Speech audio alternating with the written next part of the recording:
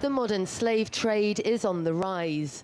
Fueled by mass migration, there are now estimated to be some 45 million potential victims worldwide, 13,000 of them in Britain. The scale of forced labour in the UK led to the introduction of the first legislation of its kind in Europe, the Modern Slavery Act 2015.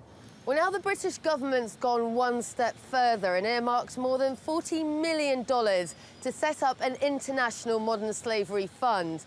Now, that money won't be spent here, but abroad in high-risk countries from where victims are regularly trafficked to the UK. Many of the victims of the modern slave trade are women exploited for sex.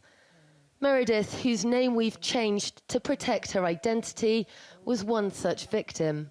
When I came here, then they said I was gonna go into prostitution, which I wasn't told, and I wasn't aware that it was going on in the UK, so. Were you ever allowed outside? No. I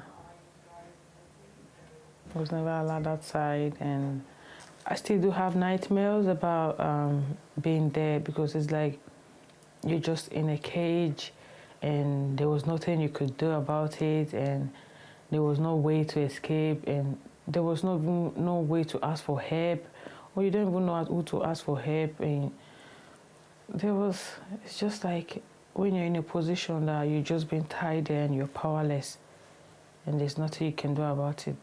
Yeah. The barrister who carried out a review of the Modern Slavery Act says it's fit for purpose, but more needs to be done. Although there are pockets of excellent practice, and across the nation you can see good practice, the reality is there is a lack of consistency in approaches, a lack of education on frontline police officers, frontline investigators, and I mean the lawyers, and a lack of education and experience in the judiciary, and that needed to be targeted. At its heart, modern slavery is the buying and selling of another human being. A report from the UK's Anti-Slavery Commissioner warns that the number of people being brought to justice for modern-day slavery offences is still relatively low. Sara, Firth, TRT World, London.